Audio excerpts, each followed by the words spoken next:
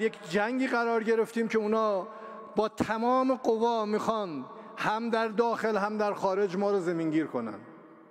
با جنگی که راه انداختن، با کشتاری که انجام دادن، با رفتار شنی و غیر انسانی که اسرائیل با پشتیبانی همین کشورهایی که دم از حقوق بشر و انسانیت میزنن تو منطقه دارن ایجاد میکنن. خدا وکیلی برای کشتن من، حالا به حساب اونا قاتل، جاسوس، هر غلطی که میگن، باید زن و بچه رو بکشن، باید بیمارستان ها رو بمباران کنن، باید مدارس رو، باید مجامع عمومی رو بزنن برای اینکه یه نفر رو میخوان ترور کنن، بعد اینجا بشینن دم از حقوق بشر بزنن. کدوم وجدان بیداری این رو از اینا میپذیره که یه چنین آدمایی دم از انسانیت، دم از دموکراسی، دم از حقوق بشر، دم از آزادی بزنن؟ حالا میگن اینا تروریستن. خود تو مرد تروریست رو بکش. تو میگی تروریسته، حالا میگی از سرزمین بیرونش کردن، خونه و کاشاناشو نابود کردن، بعد میگن آقا ما خونه کاشانمون برگردیم، میگن این تروریستن. حالا تروریستن، خب تروریست رو بکش، چرا زن و بچه رو میکشی؟ دارن میکشن، دنیا هم داره نگاهشون میکنه. وحشیانه ترین کارها رو دارن انجام میدن، بعد به دیگران میگن اینا تروریستن. ما با تروریستا داریم میجنگیم.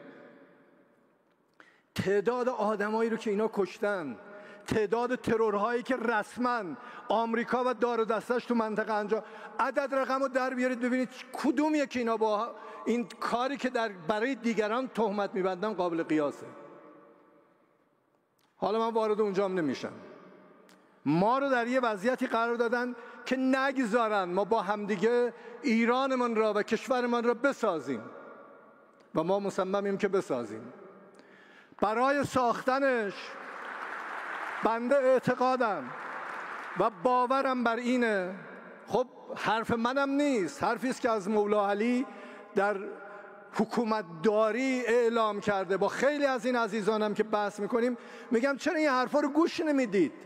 چرا عمل نمیکنید؟ ما در حال جنگیم، جنگی که این نامردا بر ما تحمیل دارن میکنن و روز به روز هم دارن بدتر میخوان بکنن. اما معتقدم شما میتونید به ما کمک بکنید. اگر ما راه رو بر شما باز کنیم، شما الان در میدان جنگید.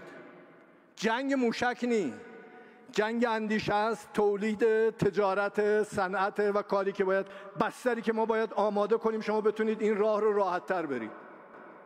و مصممیم، ما معتقدیم به هر شکلی ممکنه باید بستر رو برای شما آماده کنیم. البته هر مداخله شما بهتر از من میدونید یه تالیفاستایی داره. من بارها گفتم ما به عنوان پزشک وقتی عمل میکنیم، هر عملی میکنیم یه عوارضی هم داره، یه به اصطلاح درد و رنجی هم باید تحمل کنه. اینجوری نیست همینجوری ما بگیم این نسخه رو دادیم، این عمل رو کردیم، تو هیچ دردی نداری، همین که دادیم یه دفعه همه چیز خوب میشه. مداخلات اقتصادی ما، مداخلات ارزی ما، مداخلات مقررات و قوانین ما بالاخره یه سری عوارضی در یک گروهی و یه دسته ایجاد خواهد کرد. اون چی که دغدغه ماست و تلاش میکنیم اونا رو ببینیم و تو بحثامون هم گفتیم، گروه‌هایی هستند که ممکنه تصمیمات ما باعث بشه اینا بیفتن زیر خط فقر، نتونن زندگی بکنن و ما به عنوان حاکمیت موظفیم اونا رو ببینیم و سعی کنیم اگر عارضه‌ای پیش اومد نذاریم اونا زیاد صدمه ببینن.